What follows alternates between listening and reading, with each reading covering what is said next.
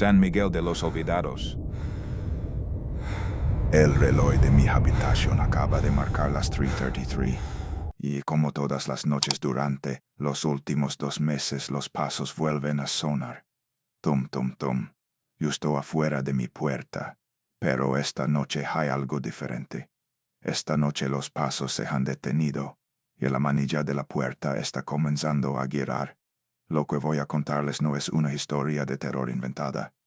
No es un creepypasta que leí en internet y decidí adornar para hacerla más interesante. No es ficción, no es entretenimiento, no es nada que yo hubiera querido experimentar ya más en mis 62 años de vida. Esto es real, tan real como el sudor frío que corre por mi espalda mientras grabo estas palabras, tan real como el olor a tierra húmeda y flores marchitas que todavía puedo percibir cuando cierro los ojos. Tan real como las marcas de unas en el marco de mi ventana que aparecieron hace 3 noches. Mi nombre es Gustavo Hernández.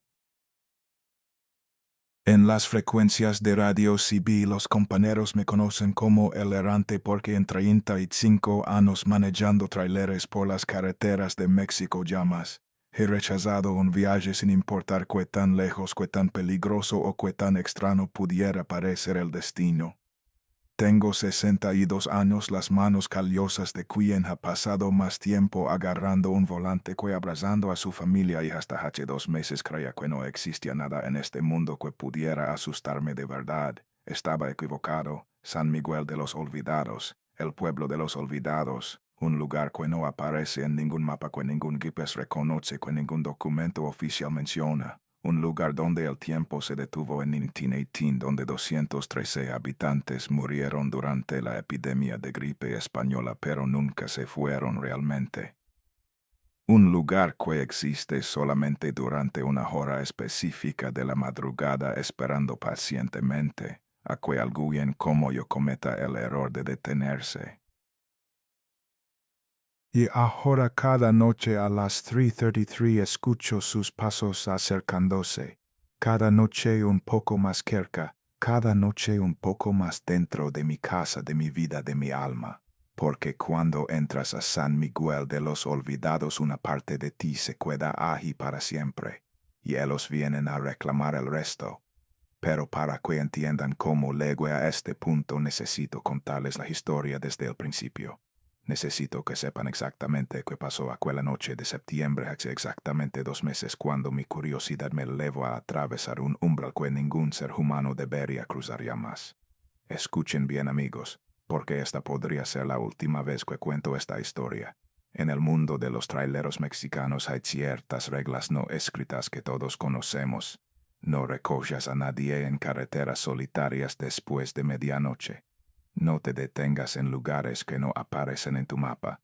No sigas luces que no tengan explicación lógica.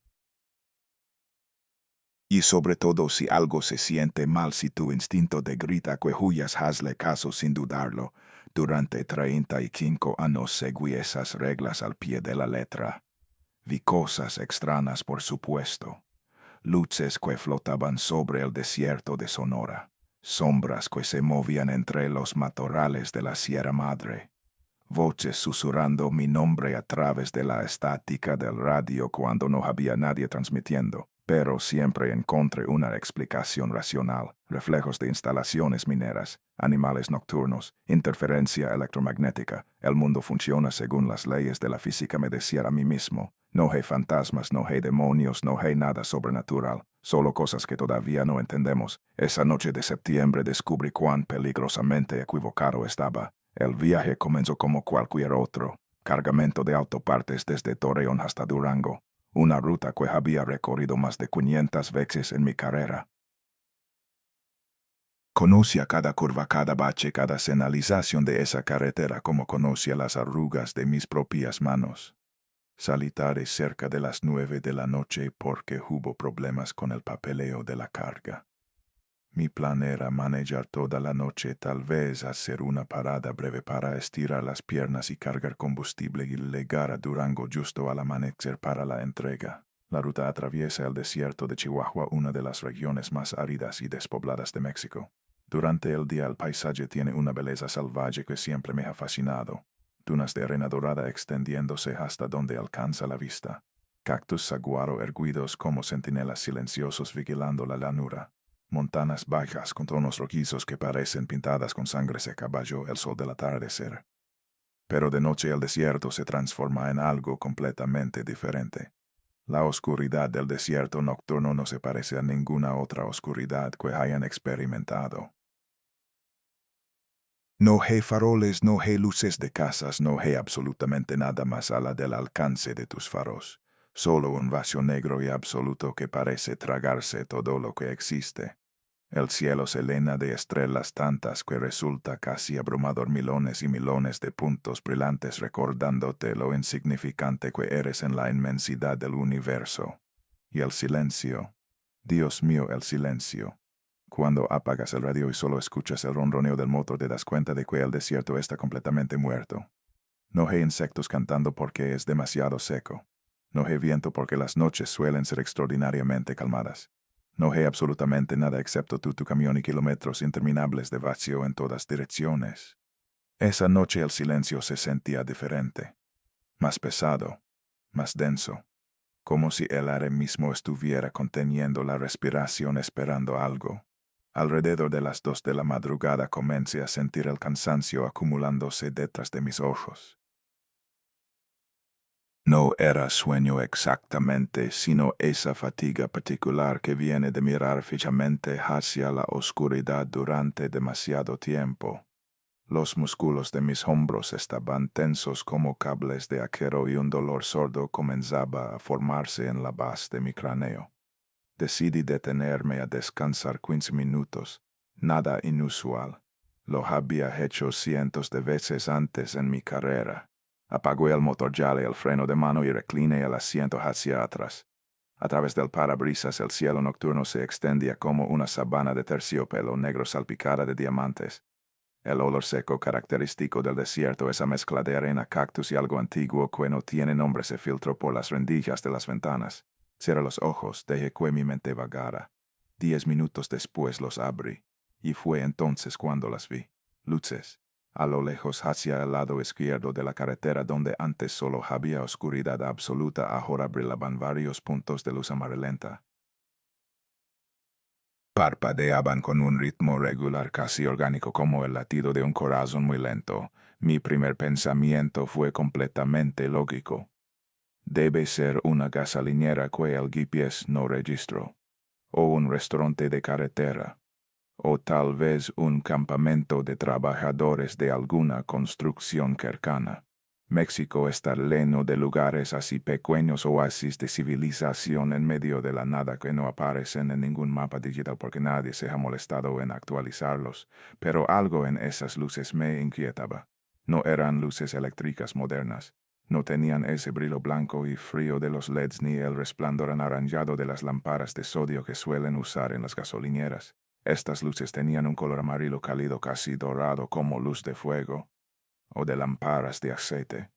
Probablemente son fogatas, pensé. Algún grupo de nómadas o trabajadores migrantes acampando en el desierto. Nada de qué preocuparse. Pero entonces noté algo más.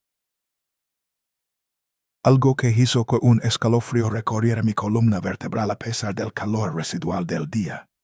Yo conocía este tramo de carretera. Lo había recorrido de día y de noche más veces de las que podía contar, y sabía con absoluta certeza que en esa dirección no había nada. Ni una roca lo suficientemente grande para ocultar un campamento, ni un árbol que pudiera dar sombra, ni absolutamente ninguna razón para que alguien estableciera una presencia humana en ese punto específico del desierto. Son solo alucinaciones por el cansancio, me dije. El cerebro jugándome una mala pasada después de tantas horas mirando hacia la oscuridad. Si parpadeo un par de veces las luces desaparecerán. Parpadeé, las luces seguían allí. De hecho, ahora que las miraba con más atención podía distinguir formas detrás de ellas, formas que parecían ser tecos, muchos tecos, como si hubiera un pueblo entero escondido en medio del desierto. Imposible, susurré para mí mismo. Absolutamente imposible. Pero la curiosidad, esa maldita curiosidad que ha metido a la humanidad en tantos problemas desde el principio de los tiempos, comenzó a cosquillear en mi mente. Solo sería un vistazo rápido. 5 minutos. Si no había nada, regresaría a la carretera y continuaría mi camino. Si había algo, al menos tendría una historia interesante que contar en la próxima parada de camioneros. Encendí el motor. La reina, como la llamaba cariñosamente a mi Peterbilt 379, ronroneó obedientemente. Y fue entonces cuando noté el camino. Un sendero de tierra se desviaba de la carretera principal dirigiéndose directamente hacia las Luques. Estrecho, apenas lo suficientemente ancho para un vehículo, bordeado de matorrales bajos y piedras. Este camino no debería existir. Lo habría notado antes. En 500 viajes por esta ruta habría visto este desvío al menos una vez durante el día, pero estaba absolutamente seguro de que nunca antes lo había visto. Tal vez lo construyeron recientemente, razoné. Algún proyecto de desarrollo rural del gobierno, o una empresa privada que compró terrenos en el desierto para quién sabe qué propósito. Incluso mientras pensaba eso, sabía que era mentira. No había señales de construcción reciente. No había maquinaria, no había trabajadores, no había absolutamente nada que indicara actividad humana moderna. Pero aún así giré el volante y tomé el desvío. El camino de tierra era irregular, lleno de baches y piedras sueltas que hacían vibrar todo el camión. Los faros iluminaban solo unos metros adelante y más allá de ese cono de luz la oscuridad era total. El polvo se levantaba detrás de mis llantas creando una nube que los faros traseros tenían de rojo sangre. Y mientras avanzaba miré el reloj en el tablero. 3:33 a.m. El número pareció saltar hacia mí, grabándose en mi retina. Había algo inquietante en esos dígitos repetidos, aunque no podía explicar exactamente qué. Solo un horario más en una noche ordinaria de trabajo, me dije. Nada especial, pero no pude evitar notar que mi corazón había comenzado a latir un poco más rápido. 15 minutos después llegué a las Luques. No era una gasolinera, no era un campamento, no era nada de lo que había imaginado. Era un pueblo. Un pueblo completo con casas, calles, una plaza central y lo que parecían ser varias docenas de habitantes moviéndose bajo la luz de faroles antiguos. Me detuve en la entrada, incapaz de procesar lo que mis ojos estaban viendo. La arquitectura era colonial, del tipo que se ve en las ciudades históricas de México, pero nunca en medio del desierto. Paredes de adobe blanqueado con cal, tejos de tela roja, puertas de madera maciza con herrajes de hierro forjado, balcones con barandales curvados en el estilo español del siglo XX. Todo perfectamente conservado. Todo iluminado por faroles de aceite que colgaban de postes de madera, proyectando sombras danzantes sobre las calles empedradas. Junto a la entrada, un letrero de madera vieja con letras pintadas a mano que el tiempo había descolorido pero no borrado completamente: San Miguel de los Olvidados, bienvenidos, fundado 1847. Población 213, San Miguel de los Olvidados. San Miguel de los Olvidados. El nombre resonaba en mi mente con un eco extraño, como si lo hubiera escuchado antes en algún sueño olvidado hace mucho tiempo. Población 213. Ese número específico me produjo un escalofrío que no pude explicar. No 200, no 250, exactamente 213. Como si fuera importante, como si significara algo. Debería haber dado vuelta allí mismo. Debería haber regresado a la carretera principal y continuado mi viaje sin mirar atrás. Cada instinto de supervivencia que había desarrollado en 35 años de carretera me gritaba que huyera, que ese lugar no era normal, que había algo terriblemente mal con un pueblo que aparecía de la nada en medio del desierto a las 3:30 de la madrugada. Pero no lo hay. Hay decisiones en la vida que determinan todo lo que viene después. Momentos bisagra donde un simple sí o no puede cambiar el curso de tu existencia para siempre. Esa noche, en ese preciso instante, tomé la decisión equivocada. Avance. Las lantas de la reina pasaron del camino de tierra al empedrado del pueblo, y en el momento exacto en que crucé esa línea invisible sentí algo cambiar. El aire se volvió más frío. No gradualmente como cuando el clima cambia, sino de golpe como si hubiera atravesado una cortina invisible que separaba dos mundos diferentes. De repente podía ver mi aliento formando pequeñas nubes de vapor frente a mi cara, algo imposible en una noche de septiembre en el desierto de Chihuahua. Y el sonido, o más bien la ausencia de sonido. El motor de mi camión seguía encendido, podía sentir la vibración bajo mis pies, pero el ruido parecía amortiguado lejano, como si viniera de muy lejos en lugar de justo debajo de mí. Los sonidos del pueblo, los que deberían haber sido sonidos normales de un lugar habitado, también eran extraños. Podía ver a la gente moviéndose, podía ver sus bocas abrirse y cerrarse como si estuvieran conversando, pero no escuchaba voces. Solo un silencio denso y pesado, roto únicamente por el crujido ocasional de mis lantas sobre las piedras, como si estuviera viendo una película muda, o como si hubiera entrado a un lugar que no pertenecía completamente al mundo de los vivos. Detuve el camión en una esquina de la plaza principal.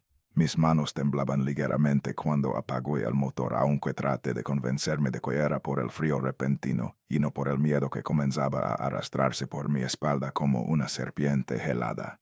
A través del parabrisas observa a los habitantes del pueblo. Hombres con trajes de 3 piezas, sombreros de fieltro y bigotes perfectamente recortados. Mujeres con vestidos largos hasta los tobillos, chales de lana sobre los hombros y el cabello recogido en moños elaborados. Todos vestidos como si estuvieran en 1918 o en 2023. Es una comunidad tradicional, me dije, como los Amish en Estados Unidos. Gente que ha decidido vivir apartada del mundo moderno, manteniendo las costumbres de sus antepasados. Pero incluso mientras formulaba esa explicación sabía que algo no encajaba. No era solo la ropa, era la forma en que se movían. Demasiado fluida, demasiado sincronizada. Como actores ensayando una escena que han repetido miles de veces hasta que cada gesto, cada paso, cada inclinación de cabeza se ha vuelto automática. Ya había algo más. Algo que me tomó varios segundos identificar porque mi cerebro se negaba a procesarlo. No tenían sombras. Bajo la luz de los faroles yo proyectaba una sombra clara y definida sobre el asiento del copiloto. Pero las personas en la plaza, a pesar de estar iluminadas por múltiples fuentes de luz, no proyectaban absolutamente ninguna sombra sobre el empedrado. La luz pasaba a través de ellos como si fueran hechos de humo. Mi corazón comenzó a latir más rápido. Mi respiración se volvió superficial. Cada fibra de mi ser me gritaba que encendiera el motor y huyera de ese lugar lo más rápido posible. Pero mis manos no obedecieron. En lugar de buscar las llaves, se movieron hacia la manilla de la puerta. Y antes de darme cuenta de lo que estaba haciendo, ya había bajado del camión. El frío me golpeó como una pared sólida. No el frío normal del desierto nocturno, sino algo diferente, algo que parecía venir de adentro hacia afuera, como si mi propia sangre se estuviera congelando en mis venas. Mis botas tocaron el empedrado y en ese momento todos los habitantes de la plaza se detuvieron, simultáneamente, como si alguien hubiera pulsado el botón de pausa en un control remoto cósmico. Y todos, absolutamente todos, giraron sus cabezas hacia mí. Docenas de pares de ojos me miraban fijamente. Ojos oscuros, ojos vacíos, ojos que no reflejaban la luz de los faroles porque no había nada detrás de ellos que pudiera reflejar. Ojos de personas que habían dejado de estar vivas hace mucho, mucho tiempo. Y en el silencio sepulcral de aquel pueblo imposible escuché algo que me heló el alma. Un susurro. Cientos de susurros superpuestos viniendo de todas partes y de ninguna al mismo tiempo. Bienvenido a San Miguel, Señor. Lo estábamos esperando. El susurro se desvaneció tan rápido como había aparecido, dejando tras de sí un silencio aún más profundo que antes. Me quedé paralizado junto a mi camión, incapaz de mover un solo músculo mientras aquellos hoyos vacíos continuaban clavados en mí desde todas las direcciones de la plaza. Entonces, como si alguien hubiera vuelto a pulsar el botón de reproducción, todos los habitantes reanudaron sus actividades simultáneamente. Los hombres volvieron a caminar, las mujeres retomaron sus conversaciones silenciosas, el barrendero continuó empuñando su escoba sobre las piedras, como si yo no existiera, como si nunca hubiera habido interrupción alguna. Mi mente racional, esa parte de mí que había pasado 62 años encontrando explicaciones lógicas para todo, luchaba desesperadamente por dar sentido a lo que acababa de presenciar. Debe ser algún tipo de comunidad religiosa extrema, pensé. Sectas que practican rituales extraños existen en todo México. Tal vez tienen reglas estrictas sobre cómo recibir a los extraños. Tal vez el susurro fue solo el viento filtrándose entre los edificios y mi cerebro cansado lo interpreto como palabras. Pero el viento no dice tu nombre. El viento no te da la bienvenida. Necesitaba respuestas, y la única forma de obtenerlas era hablando con alguien. Comencé a caminar hacia el centro de la plaza, mis botas resonando contra el empedrado con un eco que parecía demasiado fuerte, demasiado presente en contraste con el silencio antinatural que me rodeaba. Con cada paso prestaba más atención a los habitantes que me rodeaban buscando alguna señal de normalidad a la cual aferrarme. No la encontré. De cerca las anomalias eran aún más perturbadoras. Sus movimientos, que desde lejos parecían simplemente fluidos, ahora revelaban una cualidad mecánica imposible de ignorar. Cada gesto estaba perfectamente calibrado, cada paso medía exactamente la misma distancia, cada inclinación de cabeza seguía el mismo ángulo preciso. Como marionetas controladas por hilos invisibles. Como autómatas siguiendo un programa que habían ejecutado millones de veces. Y el detalle de las sombras que había notado desde el camión se confirmaba con cada persona que pasaba cerca de mí. La luz de los faroles los iluminaba, podía ver claramente sus rasgos, su ropa, cada arruga de sus rostros embellecidos. Pero el suelo bajo sus pies permanecía uniformemente iluminado sin la más mínima mancha oscura que indicara la presencia de un cuerpo sólido bloqueando la luz. Yo, en cambio, proyectaba una sombra larga y definida que se estiraba detrás de mí como una acusación. La única sombra en todo el pueblo. Hay algo que aprendes después de décadas en la carretera a leer el ambiente de un lugar en segundos. Sabes cuándo una parada es segura y cuándo debes seguir de largo sin mirar atrás. Sabes cuándo la gente es amigable y cuándo están esperando el momento adecuado para atacar. Es un instinto que desarrollas o mueres. Y ese instinto me gritaba que este lugar estaba mal, fundamentalmente mal, pero ya era demasiado tarde para huir. Lo supe en el momento en que mis pies tocaron el empedrado. Algo había cambiado cuando crucé la entrada del pueblo. Algo invisible pero definitivo, como una puerta quedándose a mis espaldas. Vi una tienda en una esquina de la plaza con luz saliendo por las ventanas y un letrero pintado a mano que decía abarrotes y provisiones. Al menos tendría una excusa para iniciar una conversación. Pedir direcciones, comprar algo de comer, cualquier cosa que me permitiera obtener información sin parecer sospechoso. Una campana tintineó cuando empujé la puerta de madera. El sonido fue cristalino, casi alegre, completamente fuera de lugar en aquella atmósfera opresiva. El interior de la tienda era como un museo viviente de principios del siglo XX. Estantes de madera oscura cubrían las paredes repletos de frascos de vidrio con dulces antiguos, latas con etiquetas descoloridas, botellas de remedios caseros con nombres que no había escuchado en décadas. Un mostrador de roble macizo dominaba el centro del espacio, su superficie pulida reflejando la luz temblorosa de varias lámparas de aceite distribuidas por la habitación. Detrás del mostrador estaba el hombre más viejo que había visto en mi vida. Su piel era del color del pergamino antiguo, estirada sobre huesos que parecían demasiado prominentes, demasiado angulosos. Un bigote blanco perfectamente recortado adornaba su labio superior y sus ojos hundidos en cuencas profundas tenían un color negro tan intenso que parecía absorber la luz en lugar de reflejarla. Vestía un traje de 3 piezas color marrón oscuro impecablemente planchado con un reloj de bolsillo de oro colgando de una cadena que desaparecía en su chaleco. Parecía un caballero de la época del porfiriato preservado en ámbar durante más de un siglo. Buenas noches, señor, dijo con una voz suave pero clara, sin el más mínimo temblor de vejez. ¿En qué puedo servirle? Buenas noches, responde esforzándome por mantener mi voz estable. Necesito café si tiene, y tal vez algo de comer. Estoy de paso viajando hacia Durango. El anciano asintió lentamente, sus movimientos deliberados y precisos. Por supuesto, tenemos café recién preparado, y la señora Rodríguez acaba de traer pan dulce fresco esta tarde. Se dio vuelta para buscar una taza en el estante detrás de él y aproveché el momento para observar mejor el lugar. Todo estaba impecablemente limpio, pero había algo extraño en la forma en que los productos estaban organizados.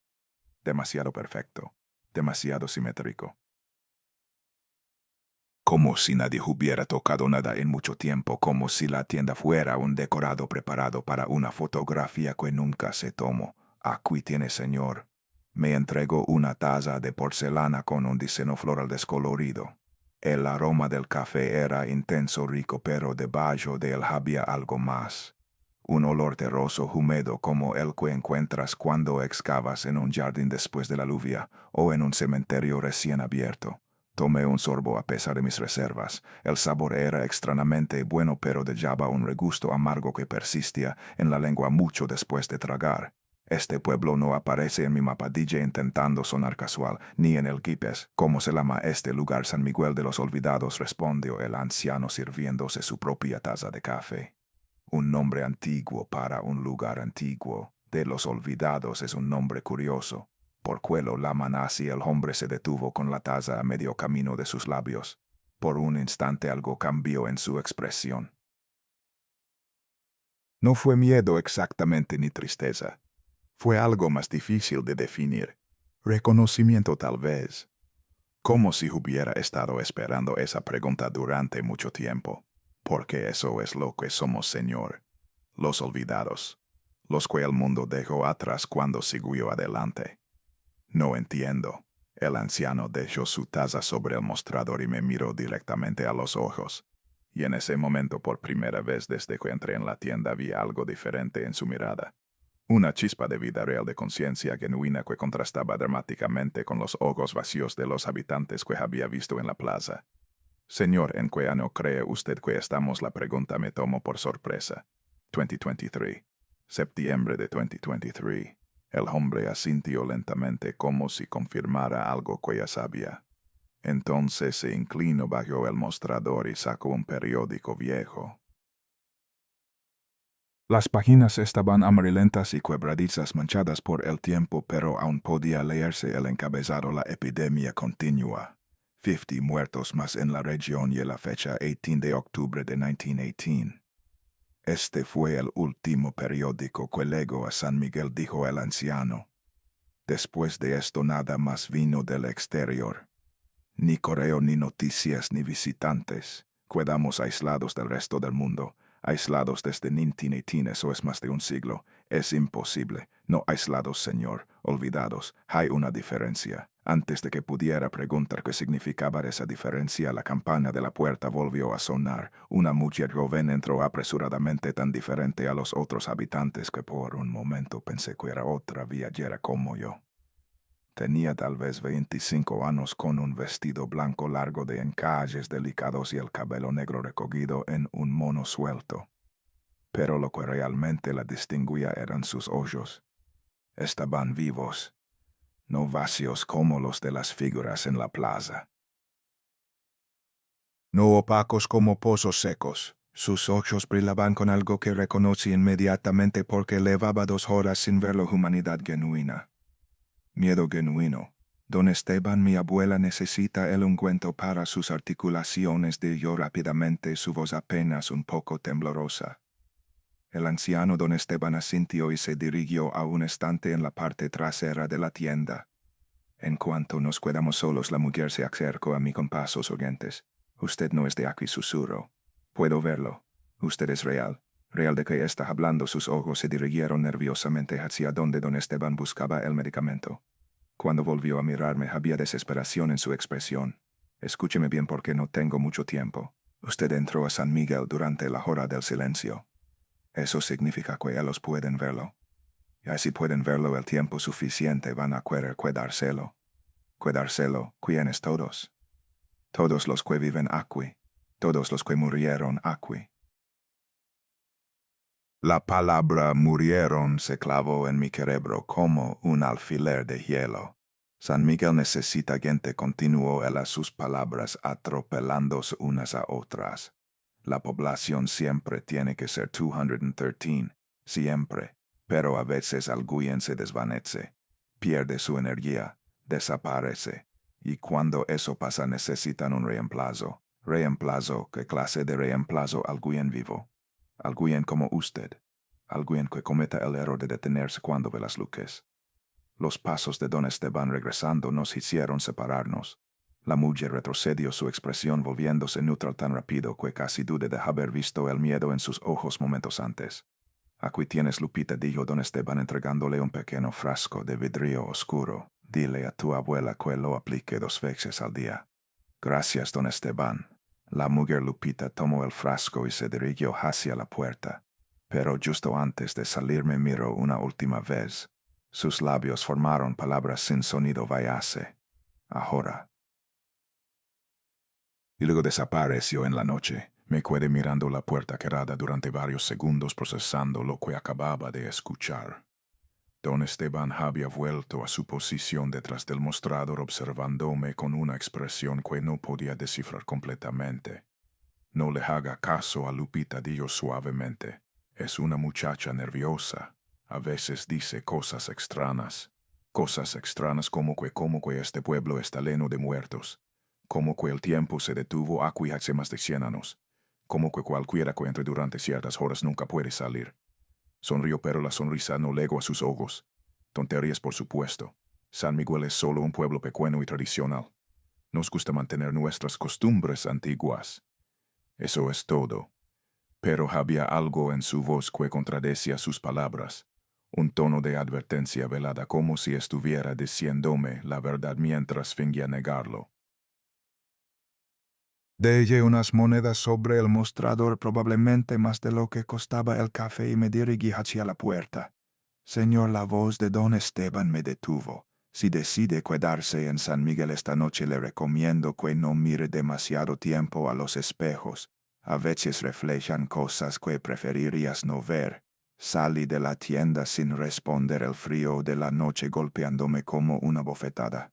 La plaza seguía igual que antes, con sus habitantes moviéndose en su danza silenciosa y mecánica, pero ahora todo se veía diferente. Cada figura, cada sombra ausente, cada movimiento demasiado perfecto confirmaba las palabras de Lupita. Muertos, todos estaban muertos, y yo había entrado en su mundo. Tenía que salir de aquí, inmediatamente. Caminé rápidamente hacia mi camión, resistiendo el impulso de correr. Correr llamaría la atención. Correr les haría saber que había descubierto la verdad. Tenía que mantener la calma, llegar al vehículo, encender el motor y conducir de regreso por el mismo camino que me había traído. Estaba a menos de 20 metros de la reina cuando lo vi. El espejo. Un espejo grande de marco de madera talada colgado en la pared exterior de lo que parecía ser una barbería. La luna se reflejaba en su superficie creando un rectángulo de luz plateada en medio de la oscuridad. No mire demasiado tiempo a los espejos, había dicho don Esteban. Pero la curiosidad, esa maldita curiosidad que me había metido en este problema desde el principio, me hizo detenerme. Solo un vistazo, solo para confirmar que todo estaba bien, que yo seguía siendo yo. Me acerqué al espejo. Al principio todo parecía normal. Vi mi reflejo mirándome desde el cristal, un hombre de 62 años, cabello canoso, despeinado, camisa a cuadros arrugada por las horas de viaje, expresión de alguien que ha visto demasiado y entendido muy poco. Levanté mi mano derecha para tocar mi mejilla. Mi reflejo no se movió. El corazón se me detuvo. Parpadeé, seguro de que había sido un error de percepción, un truco de la luz deficiente. Pero cuando abrí los ojos, mi reflejo seguía exactamente igual. Inmóvil, con ambas manos a los costados, mientras mi mano real seguía suspendida frente a mi cara. Incliné la cabeza hacia la derecha. Mi reflejo no inclinó la cabeza. Di un paso hacia atrás. Mi reflejo dio un paso hacia adelante. Y entonces, mientras el terror comenzaba a trepar por mi garganta como ácido hirviente, mi reflejo hizo algo que me heló la sangre hasta los huesos. Sonrió, Una sonrisa amplia antinatural que estiró sus labios más allá de lo humanamente posible, revelando dientes que brillaban con una luminosidad enfermiza en la oscuridad del espejo. No era mi sonrisa. No era la sonrisa de ningún ser humano. Era la mueca hambrienta de algo que llevaba mucho tiempo esperando algo que finalmente había encontrado lo que buscaba. Y sus ojos que deberían haber sido mis ojos ahora brillaban con esa misma luz azul pálida que había visto en las pupilas de los habitantes de la plaza. La luz de los que habían dejado de pertenecer al mundo de los vivos. Grité, o al menos intenté gritar, pero ningún sonido salió de mi boca. Era como si el pueblo hubiera absorbido mi voz, dejándome mudo en el momento en que más necesitaba aquel ruido. Me di vuelta y corrí. Corrí hacia mi camión sin importarme y a quien me viera sin importarme llamar la atención. El único pensamiento en mi mente era escapar, salir de ese pueblo maldito antes de que fuera demasiado tarde. Legué a la reina, abrí la puerta de un tirón y me lancé al asiento del conductor. Mis manos temblaban tan violentamente que tardé 3 intentos en insertar la llave en el contacto. Cuando finalmente lo logré, giré con tanta fuerza que pensé que la rompería. El motor rugió. Gracias a Dios. Gracias a Dios. Puse reversa, giré el volante y orienté el camión hacia la salida del pueblo. Hacia el camino de tierra por el que había llegado. Hacia la carretera principal y la seguridad del mundo real. Pero cuando mis faros iluminaron el lugar donde debería haber estado la salida, vi algo que hizo que mi sangre se convirtiera en hielo. No había salida. Donde antes estaba el camino de tierra, ahora se alzaba una casa. Una casa completa con paredes de adobe, techo de tejas rojas y ventanas iluminadas desde el interior. Como si siempre hubiera estado ahí.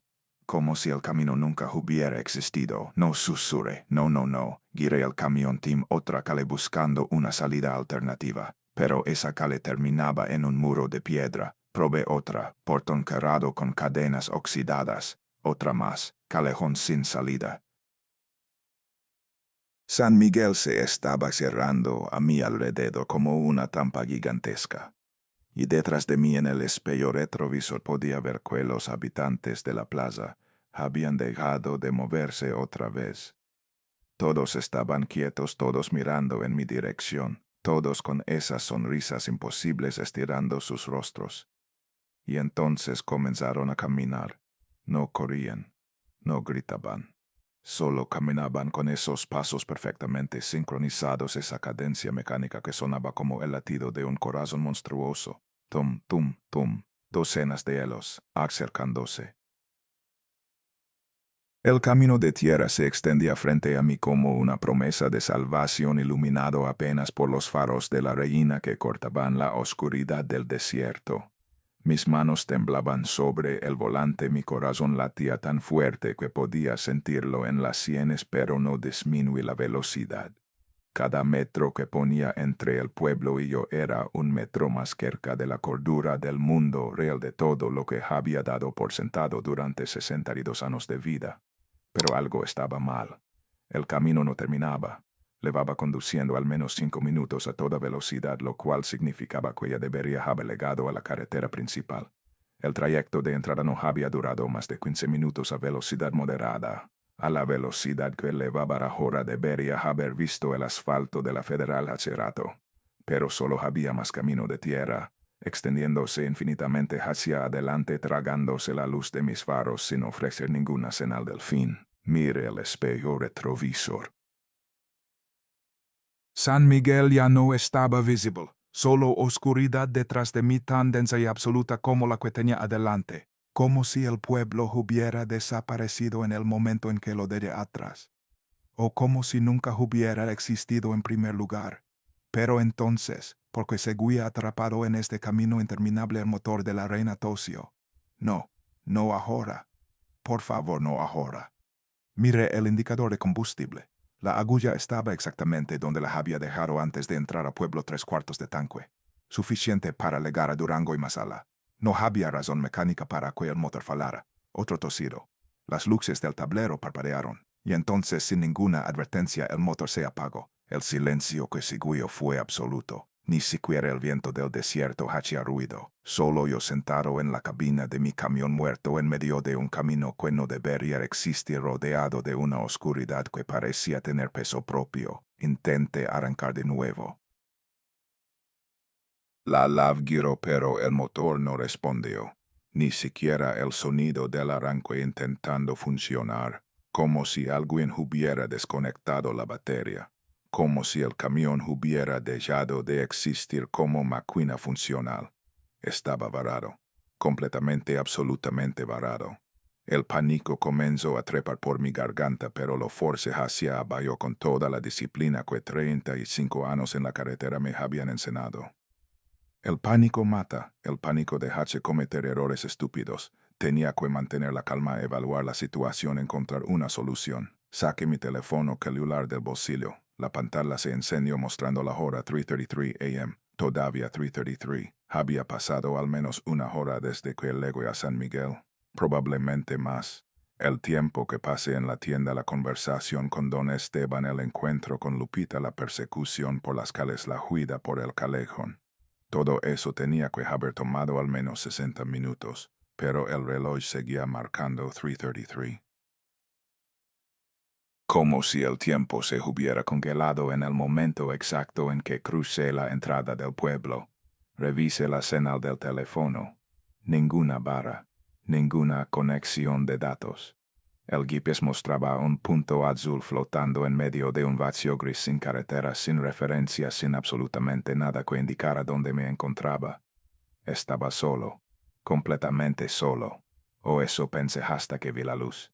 No venía de adelante ni de atrás, venía de arriba. Levanté la vista a través del parabrisas y lo que vi hizo que mi sangre se convirtiera en agua helada. El cielo había cambiado. Las estrellas, esas milones de estrellas que habían brillado con tanta claridad cuando detuve el camión para descansar hace una eternidad, ya no estaban fijas en sus posiciones. Se movían, lentamente, casi imperceptiblemente, pero definitivamente se movían, girando en espiral hacia un punto central como agua drenándose por un desagüe cósmico. En el centro de esa espiral, donde todas las estrellas convergían, había algo que mi mente se negaba a procesar. No era oscuridad. La oscuridad es simplemente ausencia de luz, algo pasivo, algo neutro. Esto era diferente. Esto era una ausencia de todo, un agujero en el tejido mismo de la realidad, un lugar donde la existencia simplemente dejaba de aplicar. Mirarlo directamente hacía que mis ojos ardieran, no por el brillo, sino por la imposibilidad de lo que estaban viendo. Los antiguos aztecas creían que existía un lugar llamado Mictlán, el mundo de los muertos, donde las almas tenían que viajar durante 4 años a través de 9 niveles de pruebas antes de encontrar el descanso eterno. Creían que había momentos específicos, horas específicas, cuando la puerta entre Mictlán y el mundo de los vivos se abría. La hora del silencio. Las 3:33 de la madrugada. Nunca había creído en esas historias. Eran supersticiones de un pueblo antiguo que no entendía la ciencia, que necesitaba explicaciones mitológicas para los fenómenos naturales que no podía comprender. Pero ahora, mirando ese agujero en el cielo, escuchando el silencio absoluto que me rodeaba, sintiendo el frío antinatural que se filtraba a través de las ventanas cerradas del camión, empecé a creer. Y entonces apareció él. No lo vi llegar. Un momento estaba solo en el camino y al siguiente había una figura de pie frente a mi camión, iluminada por los faros que de alguna manera seguían funcionando aunque el motor estuviera muerto. Era un hombre. O al menos tenía la forma de un hombre, alto, delgado, hasta el punto de parecer antinatural, como si alguien hubiera estirado un cuerpo humano más allá de sus proporciones correctas. Vestía un traje negro perfectamente cortado, camisa blanca inmaculada, corbata plateada que brillaba con luz propia. Su cabello negro estaba peinado hacia atrás con una precisión matemática y su rostro era hermoso de una manera que resultaba perturbadora. Demasiado simétrico, demasiado perfecto. Sin una sola arruga, sin una sola imperfección, sin ninguna de las pequeñas asimetrías que hacen que un rostro humano parezca real. Era el rostro de una máscara. Un disfraz elaborado que algo llevaba puesto para parecer humano sin serlo realmente. Y los hoyos eran lo peor. No tenían color. No eran negros ni blancos ni de ningún tono que pudiera nombrar. Eran vacíos. Dos agujeros que atravesaban la máscara de carne hasta llegar a la misma nada que había visto en el cielo. Mirarlo a los ojos era como mirar directamente al abismo, y el abismo no solo te devolvía la mirada, sino que te invitaba a caer. La figura no se movió, pero su voz llegó a mis oídos con perfecta claridad, como si estuviera sentado a mi lado en la cabina señor Gustavo Hernández, el errante. 35 años recorriendo los caminos de México. Una esposa que murió hace 12 años. Una hija que ya no lo recuerda. Una vida dedicada a moverse de un lugar a otro sin echar raíces, sin dejar huellas, sin pertenecer a ningún sitio. Cada palabra era correcta. Cada detalle era preciso, y cada sílaba sonaba como tierra cayendo sobre un ataúd. Ha entrado a San Miguel de los Olvidados durante la hora de silencio. Ha visto lo que no debería ser visto. Ha cruzado el umbral que separa el mundo de los vivos del mundo de los que esperan.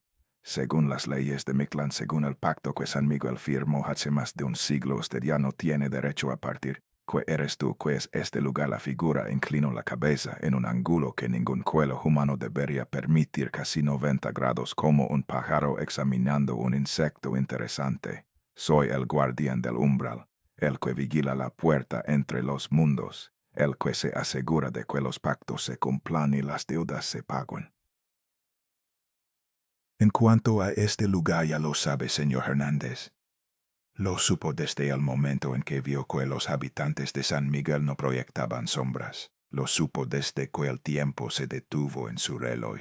Lo supo desde que su reflejo dejó de obedecerle. San Miguel es un cementerio. La sonrisa que apareció en el rostro del guardián fue lo más aterrador que había visto en mi vida. Amplia, imposiblemente amplia, revelando hileras de dientes que eran negros como carbón y afilados como agujas. San Miguel es mucho más que un cementerio, señor Hernández. Es un limbo, un punto de transición entre la vida y lo que viene después. Cuando la epidemia de 1918 mató a 13 habitantes, en menos de 3 semanas sus almas quedaron atrapadas aquí, incapaces de completar el viaje. A Mictlán, incapaces de volver a la vida que habían perdido. Yo les ofrecí un trato: podrían continuar existiendo en esta forma, repitiendo eternamente la última noche de sus vidas con una sola condición. La población siempre debe ser 213 DJ, recordando las palabras de Lupita. Siempre, exactamente. La figura dio un paso hacia adelante y aunque no había escuchado sus pies tocar el suelo, de repente estaba más cerca. Mucho más cerca. El equilibrio debe mantenerse. Cuando una de las almas finalmente pierde su cohesión y se disipa en la nada, otra debe tomar su lugar. Un alma fresca, un alma viva, un alma que ha cometido el error de entrar a San Miguel durante la hora del silencio. No, la palabra salió de mi boca antes de que pudiera detenerla. No voy a quedarme aquí.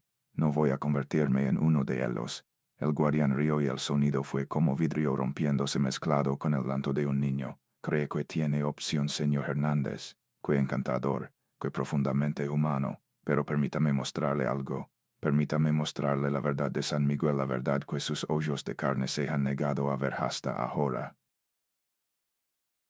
Levanto una mano de dedos largos y blancos como huesos pulidos y chasqueo los dedos. El mundo se desgarró. No hay otra forma de describirlo. La realidad que me rodeaba, el camino de tierra, el desierto nocturno, el cielo lleno de estrellas en espiral, todo se rasgó como papel viejo, revelando lo que había debajo. Y lo que había debajo era el infierno. San Miguel de los Olvidados ya no era un pueblo colonial perfectamente preservado. Era ruinas, ruinas antiguas que se desmoronaban bajo el peso de más de un siglo de abandono. Las casas de adobe que antes parecían bien mantenidas ahora eran esqueletos de paredes desmoronadas, techos hundidos, puertas que colgaban de bisagras oxidadas. Las calles empedradas estaban cubiertas de maleza seca y huesos. Huesos humanos desperdigados por todas partes, brillando con un tono amarillento bajo la luz de una luna que ahora parecía enferma, hinchada del color de la carne putrefacta. Y los habitantes ya no fingían ser personas. Donde antes había hombres y mujeres vestidos con ropa de época caminando con esa gracia mecánica que me había perturbado, ahora había cadáveres.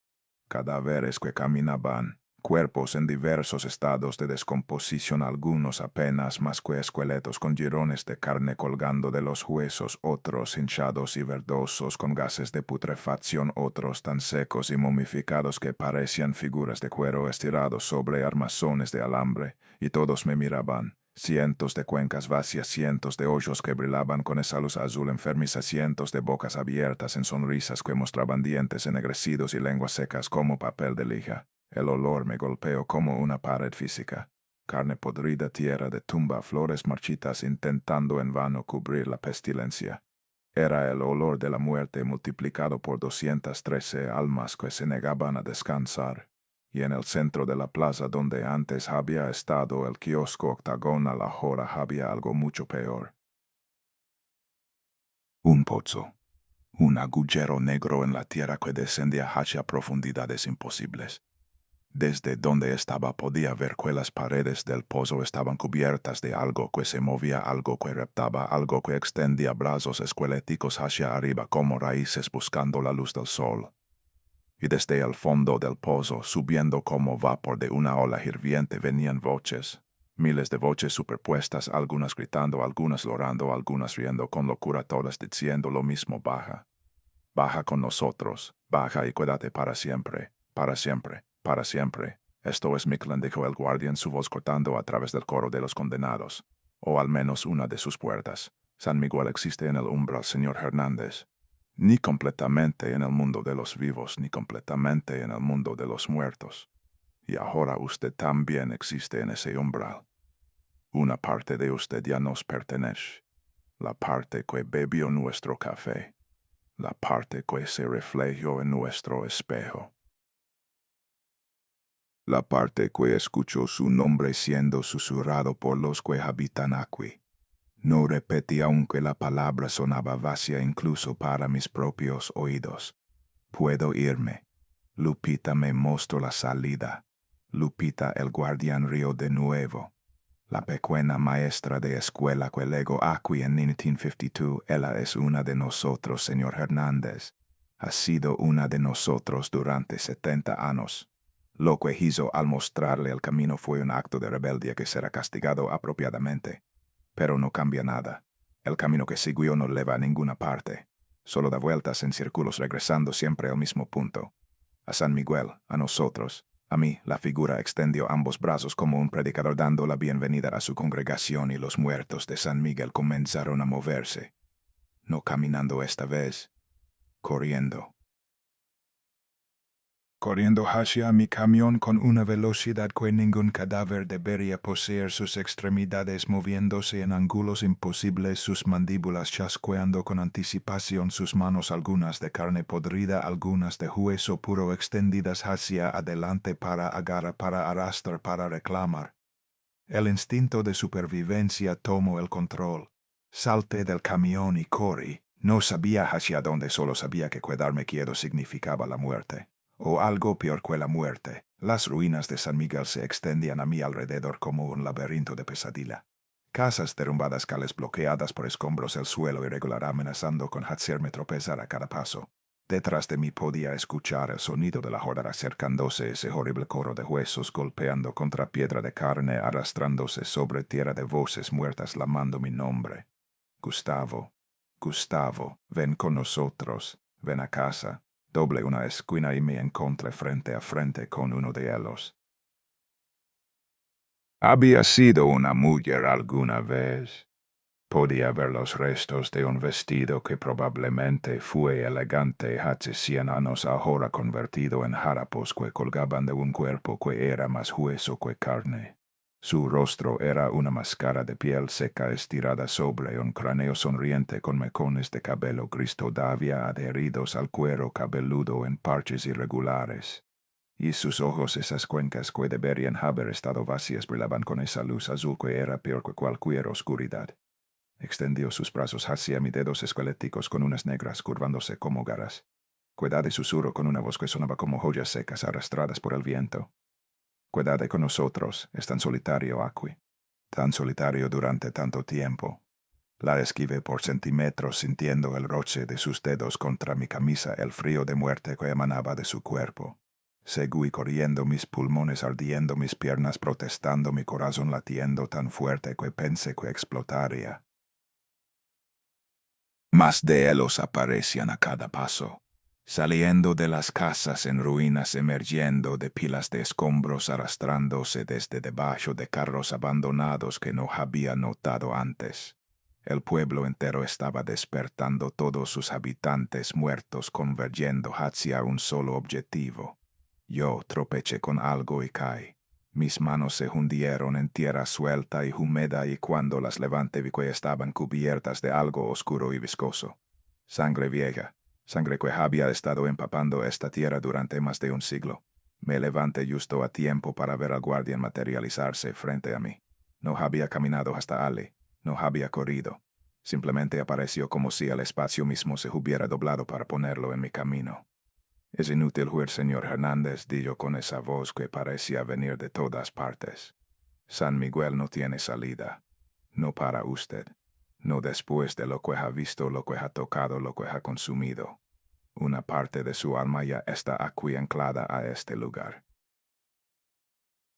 El resto vendrá pronto.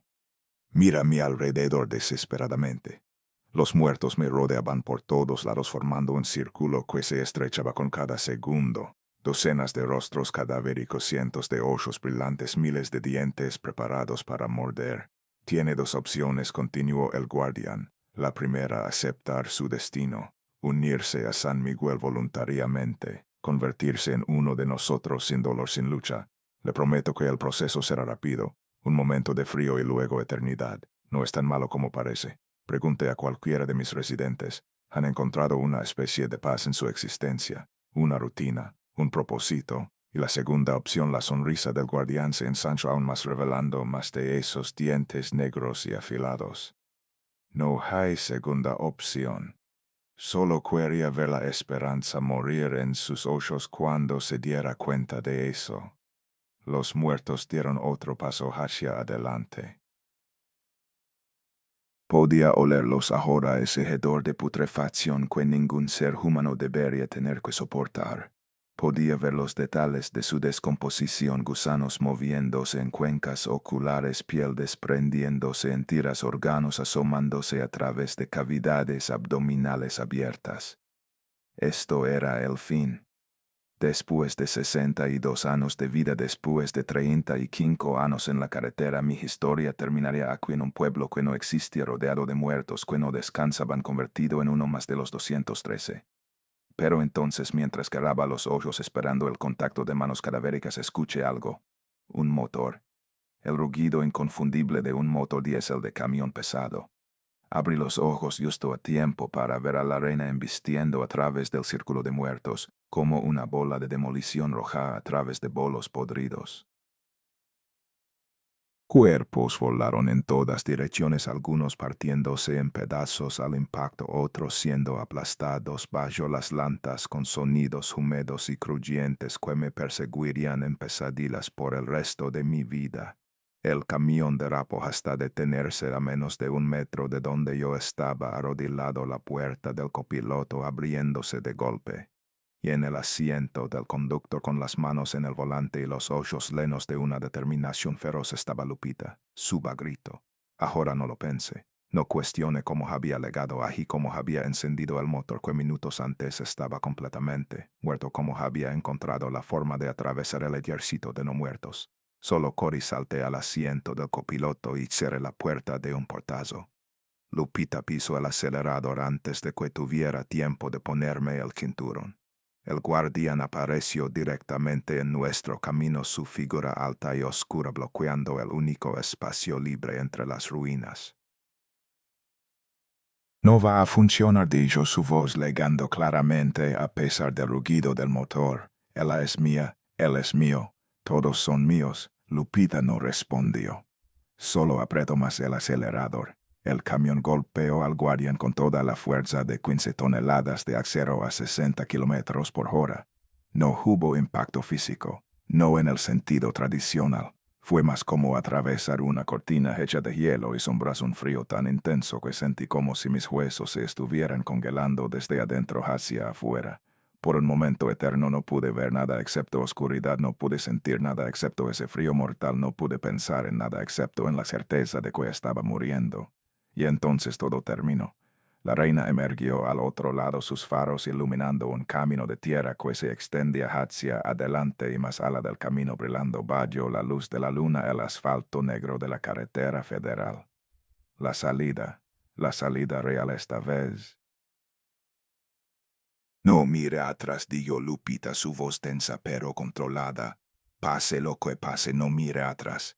Quería obedecerla. Cada fibra de mi ser me decía que obedecerla era la única forma de sobrevivir. Pero el sonido que venía de detrás del camión era demasiado fuerte, demasiado antinatural, demasiado imposible de ignorar. Era el sonido de San Miguel gritando. No era un grito humano. Era el sonido de cientos de voces fusionadas en una sola nota de rabia y perdida, el sonido de un pueblo entero aulando su frustración al cielo, el sonido de algo antiguo y hambriento siendo privado de su presa. Y debajo de ese grito otro sonido, golpes contra el metal del camión. Cientos de manos golpeando contra la carrocería, contra las ventanas, contra cada superficie que pudieran alcanzar. Más rápido grité. Ya voy a tope, respondió Lupita, el sudor corriendo por su frente a pesar del frío antinatural que todavía llenaba la cabina. Los golpes se intensificaron. Podía ver grietas formándose en la ventana trasera de la cabina, de dos esqueléticos asomándose a través de las hendiduras, aranando, buscando, tratando de alcanzarnos. Y entonces, con un sonido como de papel rasgándose, amplificado 1000 veces, algo se abrió paso a través del techo. Una mano gris y podrida con unas negras tan largas que parecían garras, se abrió paso a través del metal como si fuera papel aluminio. Descendió hacia Lupita, dedos flexionándose, preparándose para agarrar. Cuidado, me lancé sobre ella empujándola hacia abajo justo cuando la mano pasaba por el espacio donde había estado su cabeza un segundo antes. Los dedos rozaron mi espalda y donde tocaron sentí un frío tan intenso que era indistinguible del dolor. Pero el movimiento nos costó el control del camión. La reina se desvió bruscamente hacia la izquierda, dos de sus lantas saliendo del camino de tierra. Por un momento aterrador sentí el vehículo inclinarse a punto de volcar. Pero Lupita recuperó el control en el último segundo, girando el volante con una fuerza que no debería haber poseído su cuerpo delgado, enderezando el camión justo antes de que cayéramos. La mano en el techo se retrayó, pero solo por un momento. Podía escuchar más rasgaduras, más dedos abriéndose paso, más voces susurrando mi nombre desde todas direcciones. Gustavo, Gustavo, no puedes huir, nos perteneces. Siempre nos pertenecerás. 100 metros para la carretera. Otra mano atravesó el techo, esta vez cerca de mi cabeza. La esquivé por centímetros, sintiendo el aire frío desplazado por sus garras pasar junto a mi oreja. 50 metros. El parabrisas comenzó a agrietarse. Una red de líneas blancas extendiéndose desde el centro donde algo invisible pero poderoso estaba presionando desde afuera. 20 metros. Una cara apareció en mi ventana. No una cara humana, sino una máscara de carne podrida y hueso expuesto, con ojos que brillaban con odio puro. La boca se abrió revelando una lengua negra que se presionó contra el vidrio, dejando una mancha de fluido oscuro. Eres nuestro, dijo la cara, su voz legando claramente a pesar del vidrio que nos separaba. Siempre serás nuestro. 10 metros. 5. Las lantas delanteras tocaron el asfalto y todo se detuvo. Las manos se retrayeron. Las caras desaparecieron. Los golpes cesaron. El frío antinatural se disipó como niebla bajo el sol de la mañana. Miré hacia atrás a pesar de la advertencia de Lupita. San Miguel de los Olvidados todavía estaba allí a menos de 100 metros de distancia. Pero ya no era un pueblo en ruinas lleno de cadáveres ambulantes. Era solo oscuridad, una mancha de negrura absoluta en medio del desierto, sin forma definida, sin detalles visibles, como un agujero cortado en el tejido de la realidad. Y mientras observaba, la mancha comenzó a encogerse, a desvanecerse, a desaparecer. En cuestión de segundos no quedó nada. Solo el desierto vacío bajo la luz de las estrellas como si San Miguel nunca hubiera existido. Lupita detuvo el camión en el arquen de la carretera. Sus manos seguían aferradas al volante, sus nudillos blancos por la tensión, su respiración agitada llenando el silencio de la cabina. No me di cuenta de que yo también había estado conteniendo la respiración hasta que el aire salió de mis pulmones en un largo suspiro tembloroso. Lo logramos, susurré. Lo logramos. Lupita no respondió inmediatamente. Cuando finalmente habló, su voz era suave, casi triste. Usted lo logró, señor Hernández. Yo nunca me fui realmente. La miré confundido. ¿Qué quiere decir? Él giró hacia mí por primera vez. Noté que algo había cambiado en ella. Su piel que antes había parecido tan viva, tan real, ahora tenía un tono grisáceo. Sus ojos que habían brillado con humanidad genuina ahora mostraban un destello de esa luz azul que había aprendido a temer. Soy uno de ellos, señor Hernández. Lo he sido durante 70 años. Nunca desde San Miguel realmente solo encontré una forma de extender mi alcance un poco más allá de sus límites cuando alguien me necesitaba lo suficiente. Pero me salvo, arriesgó todo para sacarme de allí, porque recuerdo lo que era ser humana. Porque cada vez que alguien como usted entra a San Miguel veo la misma confusión, el mismo terror, la misma desesperación que sentí yo en 1952 cuando mi coche se descompuso en medio del desierto y vi las luces. La mayoría de las veces no puedo hacer nada. La voluntad del guardián es demasiado fuerte, las reglas de San Miguel demasiado rígidas, pero a veces muy raramente encuentro una grieta, un momento de debilidad, y cuando lo encuentro hago lo que puedo. Por cuello Lupita sonrió, pero era una sonrisa tenida de melancolía. Porque usted me recordó a mi padre. Él también era trailero. También pasaba más tiempo en la carretera que en casa. También tenía esa mirada de alguien que ha visto demasiado y ha entendido muy poco. Murió 2 años antes de que yo llegara a San Miguel. A veces me pregunto si él también se habría detenido al ver las luces. Lo siento, dije sin saber qué más decir. No lo sienta. Usted no tiene la culpa de nada de esto. Tampoco yo, aunque me tomo décadas entenderlo. San Miguel existe porque algo terrible pasó allí hace mucho tiempo y ese horror creó una herida en el mundo que nunca sanó. Los que quedamos atrapados allí somos víctimas, no villanos. Incluso el guardián a su manera retorcida solo está cumpliendo la función para la que fue creado. Volver a usted. A San Miguel no tengo opción. Una parte de mí siempre estará allí atada al pueblo, atada a la eternidad que nos fue impuesta. Pero otra parte, la parte que todavía recuerda el sol en mi cara y el viento en mi cabello, esa parte seguirá buscando formas de ayudar a los que pueda. Gracias, DJ, y las palabras parecían completamente inadecuadas para lo que él había hecho por mí. Gracias por salvarme la vida. Lupita asintió lentamente. Ahora váyase, señor Hernández. Conduzca hasta Durango, haga su entrega, vuelva a su vida. Pero tenga cuidado. Usted bebió de nuestra agua, miró en nuestros espejos, escuchó cuando susurramos su nombre. Esas cosas crean lazos que no se rompen fácilmente. Preste atención si las cosas comienzan a sentirse extrañas. Si el número 333 empieza a aparecer demasiado. Si escucha pasos donde no debería haber nadie, no lo ignore. Busque ayuda antes de que sea demasiado tarde. ¿Qué clase de ayuda? Lupita abrió la puerta del conductor y bajó del camión. Cuando sus pies tocaron el asfalto, su forma comenzó a desvanecerse, volviéndose translúcida como un reflejo en agua turbia. No lo sé, señor Hernández. Yo nunca encontré esa respuesta. Pero tiene que haber algo. Tiene que haber alguien que sepa cómo romper estos lazos. Encuéntrelo. Antes de que San Miguel venga a buscarlo, ¿cuánto tiempo tengo? Pero Lupita ya no estaba.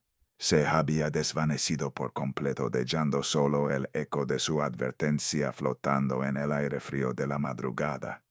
Me quedé sentado en el asiento del copiloto durante varios minutos, incapaz de moverme, incapaz de procesar todo lo que había experimentado. El cielo comenzaba a clarear en el horizonte, los primeros tonos de rosa y naranja anunciando el amanecer. Miré el reloj en el tablero. 3:44 a.m. Solo 11 minutos. Todo lo que había pasado toda esa noche de horror y persecución y revelaciones imposibles había ocurrido en solo unos minutos de tiempo real. O tal vez el tiempo en San Miguel y el tiempo en el mundo real no fluyen a la misma velocidad. O tal vez una parte de mí seguía ahí atrapada en ese bucle eterno de las 3:33 mientras el resto había logrado escapar. No lo sabía. Y en ese momento tampoco me importaba. Solo quería alejarme lo más posible de ese lugar. Me deslizé al asiento del conductor, puse mis manos temblorosas en el volante y giré la llave. El motor de la Reina rugió a la vida como si nunca hubiera habido ningún problema, y conduye hacia el este, hacia el sol naciente, hacia Durango y la entrega que todavía tenía que hacer y la vida que todavía tenía que vivir. Pero incluso mientras la distancia entre el pueblo maldito y yo aumentaba con cada kilómetro, no podía sacudir la sensación de que algo me observaba. Algo paciente, algo hambriento, algo que sabía exactamente dónde encontrarme cuando llegara el momento. Llegué a Durango justo cuando el sol terminaba de salir sobre las montañas. Hice la entrega de autopartes en el almacén, firmé los papeles correspondientes y cobré el pago sin que nadie notara nada extraño en mi comportamiento.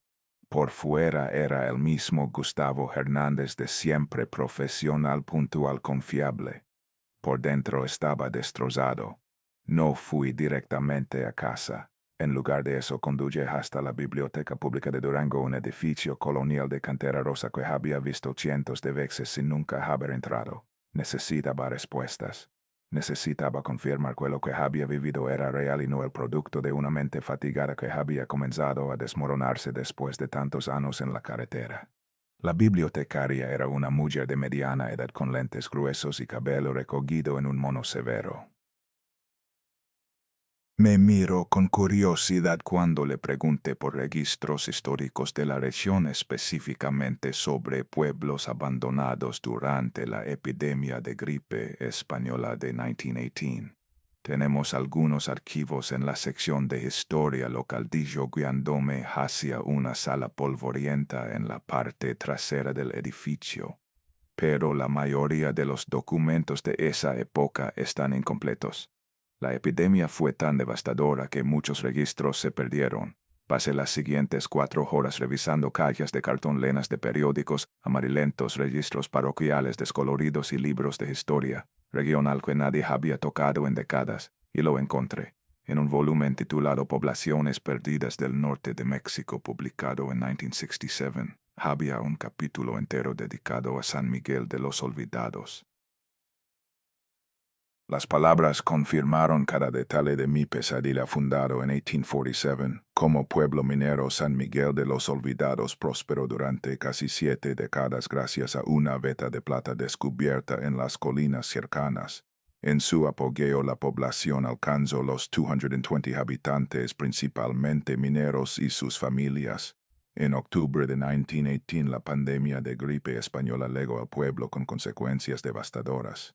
En menos de 3 semanas, 213 de los 220 residentes habían fallecido. Los 7 supervivientes abandonaron el lugar dispersándose hacia otras comunidades. Ningún intento posterior de localizar las ruinas de San Miguel ha tenido éxito. Los mapas de la época muestran su ubicación aproximada, pero expediciones realizadas en 1934, 1952 y 1978 no encontraron evidencia alguna de que el pueblo hubiera existido.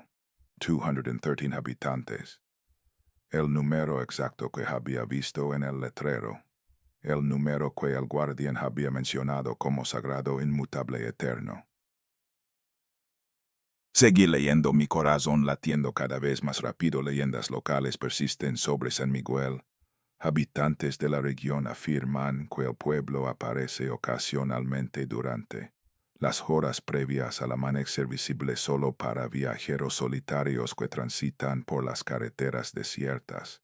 Aquellos que afirman haber visto las luces de San Miguel y se han detenido a investigar raramente regresan. Los pocos que lo hacen reportan experiencias perturbadoras y cambios permanentes en su personalidad y comportamiento. Cerré el libro con manos temblorosas. Era real. Todo había sido real. Dona Carmen, la bibliotecaria, apareció a mi lado sin que la hubiera escuchado acercarse. Encontró lo que buscaba, dijo. No era una pregunta. La miré sorprendido por su tono. Había algo diferente en sus ojos ahora, una comprensión que no había estado allí antes. Usted sabe de esto, dije. Sabe sobre San Miguel. Ella asintió lentamente. En 1978 miles, tío Raúl fue parte de la última expedición que intentó encontrar el pueblo.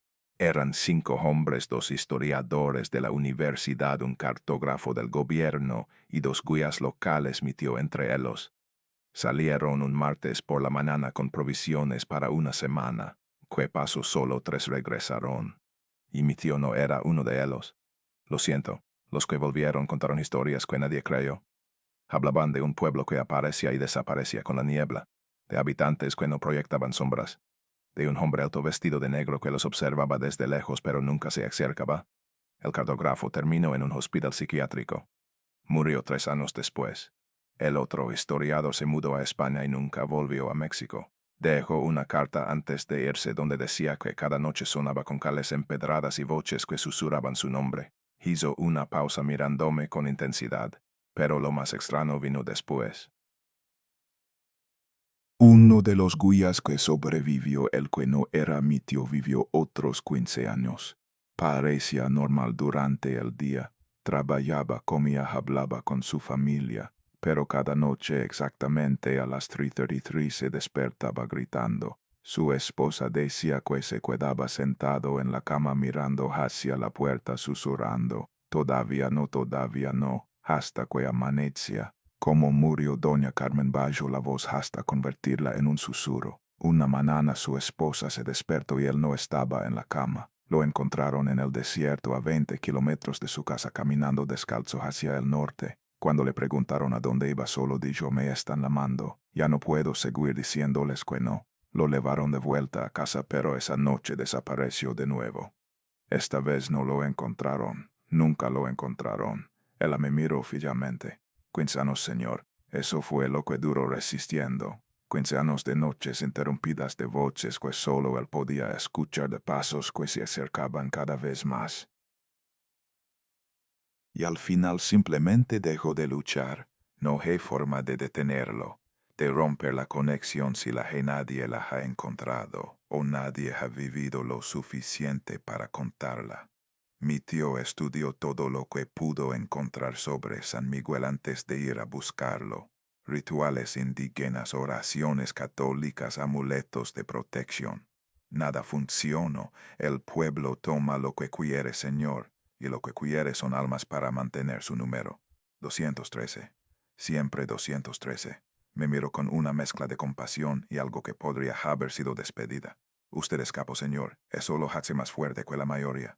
Pero escapar no es lo mismo que liberarse.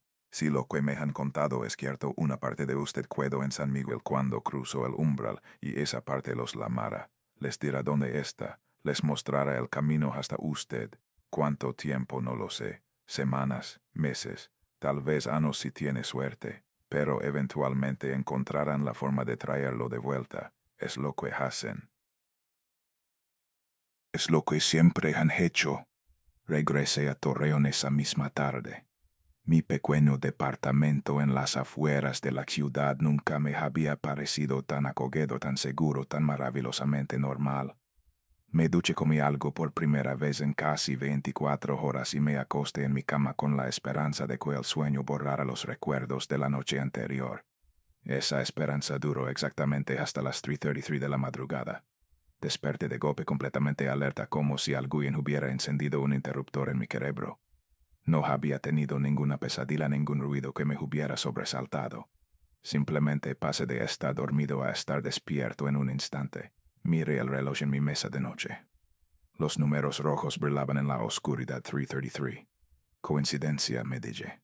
Pura coincidencia. Pero en el fondo sabía que no lo era. La segunda noche desperta a la misma hora exacta. Y la tercera, y la cuarta. Cada noche sin excepción, Mis ojos se abrían precisamente a las 3:33 como si un reloj interno hubiera sido programado para ese momento específico. Una semana después comenzaron los sonidos. Al principio pensé que eran los vecinos o el edificio asentándose o cualquiera de las docenas de explicaciones mundanas que podían justificar ruidos en un departamento viejo. Pero los sonidos tenían un patrón demasiado específico para ser aleatorios. Tom, tom, tom, pasos. El sonido inconfundible de pies golpeando contra piedra como si alguien caminara sobre un empedrado antiguo. El problema era que mi departamento tenía pisos de concreto cubiertos con linóleo barato. No había piedra en ninguna parte. Los pasos venían de fuera de mi ventana las primeras noches, distantes, casi imperceptibles, como si estuvieran a varias cuadras de distancia, pero cada noche se acercaban un poco más. Una cuadra menos, medio edificio menos, un piso menos. un mes después de mi encuentro con San Miguel, los pasos sonaban justo afuera de mi puerta. Tum, tum, tum. Me quedaba paralizado en la cama escuchando sin atreverme a respirar. Los pasos se detenían frente a mi departamento. Había un momento de silencio absoluto tan denso que podía escuchar mi propio corazón latiendo. Y luego los pasos se alejaban regresando por donde habían venido. Pero cada noche se quedaban un poco más tiempo antes de irse. Cada noche el silencio duraba un poco más, como si estuvieran esperando algo, o preparando algo. Fue entonces cuando cubrí todos los espejos de mi casa con sábanas negras. No lo hice por superstición, lo hice porque no podía soportar lo que veía en ellos. Comenzó de forma sutil, un destello de movimiento en el rabillo del hoyo que desaparecía cuando miraba directamente. Una sensación de que mi reflejo me observaba incluso cuando no estaba frente al espejo. Una demora casi imperceptible entre mis movimientos y los de mi imagen reflejada, pero 3 semanas después de San Miguel dejó de ser sutil. Estaba lavándome las manos en el baño cuando noté algo en el espejo que me hizo detenerme en seco. El baño detrás de mi reflejo no era mi baño. En lugar de las baldosas blancas y la cortina de ducha azul, el espejo mostraba paredes de adobe blanqueado. En lugar de la luz fluorescente del techo había la oscilación temblorosa de una lámpara de aceite. Y detrás de mi reflejo, visible a través de una ventana que no existía en mi baño real, pude ver calles empedradas y figuras que caminaban en la oscuridad. San Miguel. El espejo estaba mostrando San Miguel, y mi reflejo no me estaba mirando a mí. Estaba mirando hacia la ventana del pueblo como si esperara algo, como si supiera que algo venía. Entonces lentamente mi reflejo giró la cabeza hacia mí. Y cuando nuestros ojos se encontraron, vi que los suyos brillaban con esa luz azul que había aprendido a temer más que a nada en el mundo. Mi reflejo levantó una mano y señaló hacia algo detrás de mí. Me di vuelta instintivamente. No había nada. Pero cuando volví a mirar al espejo, mi reflejo ya no estaba solo. Detrás de él, apenas visible en las sombras del pueblo fantasma, había una figura alta y delgada vestida de negro. El guardián, mirándome a través del cristal con esos ojos que eran agujeros hacia la nada. Arrancó el espejo de la pared y lo estrellé contra el suelo. El cristal se hizo añicos cortándome las manos, salpicando sangre sobre las baldosas blancas. Esa noche cubrí todos los espejos y todas las superficies reflectantes y las ventanas después de que oscurecía. Pero sabía que no era suficiente. Estoy grabando esto a las 3 de la madrugada de un martes de noviembre, exactamente 2 meses después de mi visita a San Miguel de los Olvidados. No he dormido en 3 días. El café ya no funciona. Las pastillas que el doctor me recetó para la ansiedad tampoco. Nada funciona cuando sabes que algo viene por ti, cuando puedes escucharlo acercándose cada noche, cuando puedes sentirlo esperando justo al otro lado de una puerta que cada vez parece más delgada. Los pasos ya no están afuera del departamento. Anoche los escuché dentro, en el pasillo que conecta mi sala con mi habitación. Tum, tum, tum. Y esta mañana encontré algo que confirmó lo que ya sabía en lo más profundo de mi alma. Una piedra gris lisa y redonda como las que forman el empedrado de una plaza colonial. Estaba colocada justo frente a la puerta de mi habitación en el centro exacto del umbral. No había estado allí cuando me acosté. Las puertas estaban cerradas con llave, las ventanas celadas. No había forma de que nadie hubiera entrado. Nadie humano. Dona Carmen tenía razón. El guía que sobrevivió a la expedición de 1978 duró 15 años resistiendo. Yo apenas he durado 2 meses y ya puedo sentir cómo mi voluntad se desmorona un poco más cada noche. Tal vez él era más fuerte que yo. O tal vez San Miguel me quiere más a mí de lo que lo quería a él. El reloj en mi pared marca las 3:31. 2 minutos. Puedo escucharlos ya. No solo los pasos esta vez. Puedo escuchar voces. Cientos de voces susurrando al unísono tan bajo que apenas puedo distinguir las palabras, pero lo suficientemente claro para saber lo que dicen. Gustavo. Gustavo, es hora de venir a casa. Si alguien está escuchando esto, si este mensaje llega a alguien más allá de las paredes de mi departamento y los confines de mi mente cada vez más fragmentada, tengo una última advertencia que darles. Si alguna vez conducen por el desierto del norte de México durante la madrugada y ven luces donde no debería haber luces, no se detengan. Aunque su cuerpo les ruegue descanso, aunque su curiosidad les grite que investiguen, aunque una voz en su cabeza les prometa que solo serán 5 minutos. No se detengan. Si su reloj se congela en las 3:33, no vayan del vehículo. Sigan conduciendo aunque el camino parezca no llevar a ninguna parte. Sigan adelante hasta que el sol salga y la hora del silencio termine.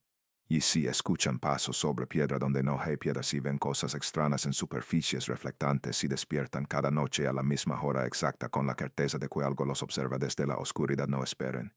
No racionalicen. No traten de convencerse de que es su imaginación. Busquen ayuda. Huyan si es necesario. Hagan lo que sea para romper el patrón antes de que sea demasiado tarde. Porque yo esperé demasiado. Racionalicé demasiado. Me convencí de que podía manejar esto solo, que eventualmente los síntomas desaparecerían, que el tiempo sanaría la herida que San Miguel había dejado en mi alma. Y ahora es demasiado tarde. 3:33 han llegado. Puedo escuchar la puerta de mi departamento abriéndose aunque sé que estaba cerrada con llave. Puedo escuchar los pasos en mi sala, en mi pasillo, acercándose a mi habitación con esa cadencia que me ha perseguido durante 60 noches. Tum, tum, tum. Puedo oler el aroma de flores marchitas y tierra húmeda filtrándose bajo mi puerta. Puedo sentir el frío, ese frío antinatural que ninguna calefacción puede combatir, envolviéndome como un sudario. Y puedo ver a través de la rendilla bajo la puerta de mi habitación sombras moviéndose. Muchas sombras. Demasiadas para contarlas. La puerta de mi habitación está comenzando a abrirse. Si encuentran esta grabación, si alguien la escucha después de que yo haya desaparecido, recuerden mi historia. Cuéntenla a otros. Adviertan a quienes puedan. Porque San Miguel de los Olvidados sigue allí esperando pacientemente en el desierto, atrayendo a los viajeros solitarios con sus luces engañosas. Y la población siempre tiene que ser 213. Siempre. Puedo verlos ahora. Docenas de rostros pálidos flotando en la oscuridad del pasillo. Docenas de ojos brillando con esa luz azul de los que ya no pertenecen al mundo de los vivos. Docenas de manos extendiéndose hacia mí, listas para llevarme a mi nuevo hogar eterno. Y al frente de todos ellos, con esa sonrisa de dientes negros y esos hoyos que son puertas hacia el vacío, está el guardián. Ha sido un largo camino, señor Hernández, dice con una voz que resuena en mis huesos. Pero todos los caminos llevan eventualmente a San Miguel. Todos los errantes encuentran su hogar al final. ¿Alguna vez han visto luces extrañas en el desierto? ¿Alguna vez han sentido la tentación de detenerse a investigar? ¿Alguna vez han despertado a las 3:33 de la madrugada con la sensación de que algo los observaba desde la oscuridad? Si la respuesta es sí, recen para que todavía estén a tiempo de huir. Y si la respuesta es no, agradezcanlo. Agradezcanlo cada día de sus vidas, porque San Miguel de los Olvidados está esperando. Y la población siempre tiene que ser 213. Siempre, siempre, siempre.